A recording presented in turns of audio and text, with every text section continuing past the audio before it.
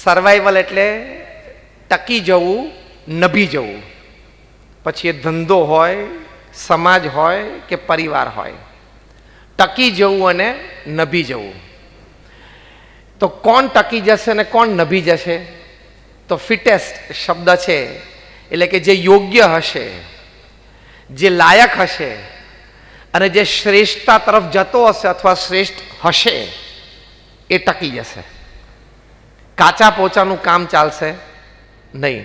સંજોગ, પરિસ્થિતિ, વ્યવસ્થા, સમાજ, વેપાર એટલે સર્વાઈવલ ઓફ ધ ફિટેસ્ટ આ શબ્દ છે. ચાર્લ્સ ડાર્વિને આ શબ્દનો ઉપયોગ કરેલો છે.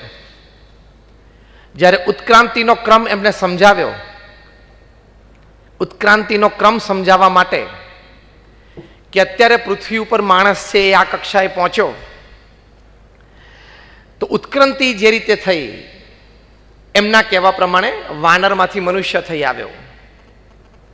એ ઉત્ક્રાંતિનો ક્રમ સમજાવવા માટે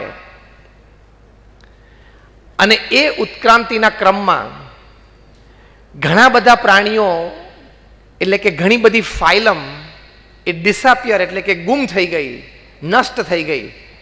કારણ કે એ લોકો બદલાતા સંજોગો પ્રમાણે પોતાને અનુકૂળ ન કરી શક્યા. એ લોકો ફિટ નહોતા. જેમ આપણે ફિઝિકલી ફિટ શબ્દ વાપરીએ છીએ ને, માણસ કોઈ તંદુરસ્ત હોય તો આપણે શું કહીએ? આ ફિઝિકલી ફિટ છે. તો આ પ્રાણીઓ એ ફિટ ના થઈ શક્યા બદલતા સંજોગોમાં, એટલે એ લોકો જ્ઞાતિ સહિત નષ્ટ પામ્યા. ઘણા બધા પ્રાણીઓ છે એ બદલાતા સંજોગોમાં પોતાની જાતને અનુકૂળ કરી શક્યા, એટલે એ લોકો ટકી ગયા. એટલે આ શબ્દ એ આ મહાન વૈજ્ઞાનિક ચાર્લ્સ ડાર્વિને વાપરેલો છે. ઘણા બધા અહીંયા યુવા મિત્રો બેઠા છે, એમને ખ્યાલ પણ આવતો હશે કે એમણે આ શબ્દ અભ્યાસકાળ દરમિયાન ક્યાંક વાંચ્યો પણ હશે, સાંભળ્યો પણ હશે. Survival of the fittest. Yes or નો?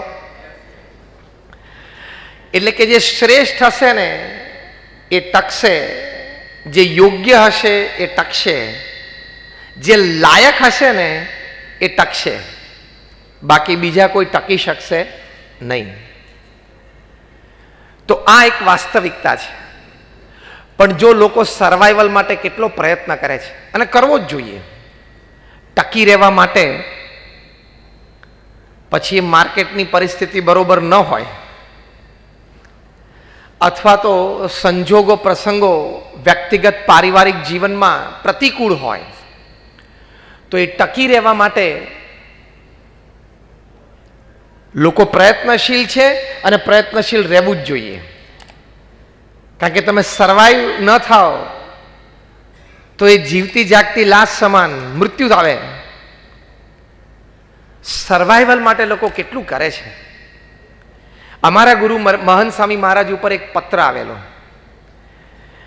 ભારતથી, આપણા ગુજરાત રાજ્યમાંથી જ થોડા યુવાનોને મન થયું કે આપણે અમેરિકા જઈએ, પણ કોઈ લીગલ રૂટ એમની પાસે હતો નહીં. એટલે આપણે જાણીએ છીએ ઘણા બધા ઇલીગલ રૂટથી અમેરિકા પહોંચે છે. એવી રીતે એ ઇલીગલ રૂટ એમને લીધો. અમેરિકાની ધરતી ઉપર પહોંચ્યા ત્યારે 35માંથી 4 જ જણા ટકેલા.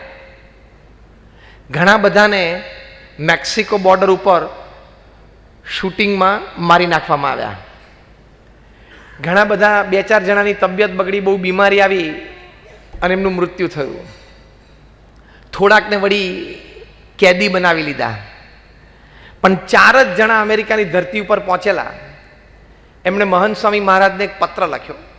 એ સ્વામિનારાયણના સત્સંગી નહોતા, પણ સાહજિક કોઈ પણ આમ સમાજ હોય એ આશીર્વાદ માટે પત્ર તો લખતા હોય સંતોને.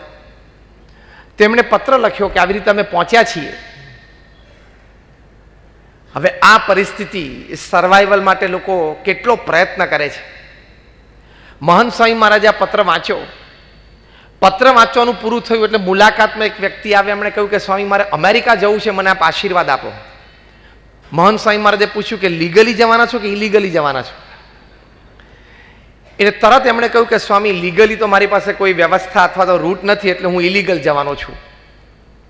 મહંત સ્વામી મહારાજે કહ્યું કે લો, આ પત્ર વાંચો તમે. હજી એમને હાથમાં હતો આ પત્ર, અને પત્ર વાંચવાનું કહ્યું.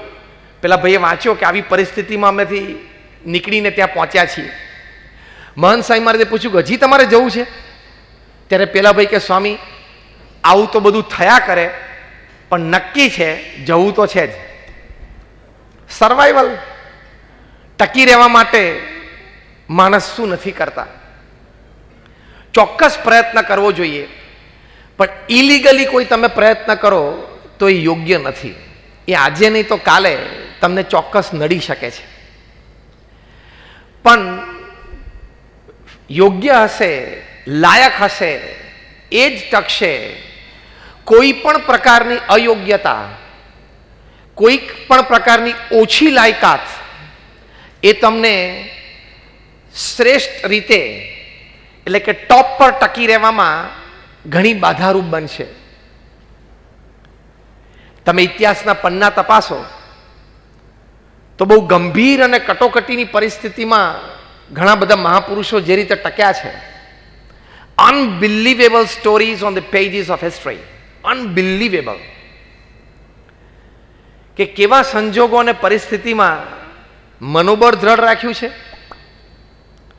વિચારો સવડા રાખ્યા છે, અભિગમો હકારાત્મક રાખ્યા છે, અને સંજોગ અને પરિસ્થિતિમાંથી તરીને બહાર આવ્યા છે. આના સિવાય બીજો કોઈ ઉપાય નથી.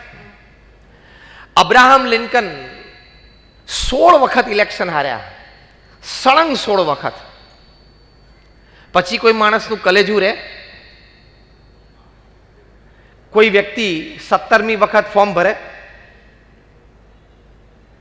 અબ્રાહમ લિંકનને પોતામાં આત્મવિશ્વાસ હતો, 17મી વખત પણ ફોર્મ ભર્યું, સીધું પ્રેસિડેન્ટ ઓફ અમેરિકાનું જ ભર્યું. અને ત્યાં તો પ્રેસિડેન્શિયલ સિસ્ટમ છે ડેમોક્રેસીની, એટલે તમે સીધા પ્રેસિડેન્ટ બની પણ શકો છો.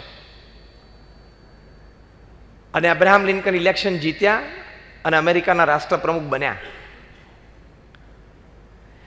એટલે આને ફિટનેસ કહેવાય. કઈ પ્રકારની ફિટનેસ? સંઘર્ષથી હારવું નહીં, એ ફિટનેસ. હું તમને ફિટનેસની થોડી વ્યાખ્યાઓ સમજાવીશ પ્રસંગો અને દ્રષ્ટાંતો સાથે. સંઘર્ષોથી કોઈ દિવસ હારવું નહીં, સંઘર્ષની સામે સંઘર્ષ કરતા રહેવું, એ ફિટનેસ કહેવાય.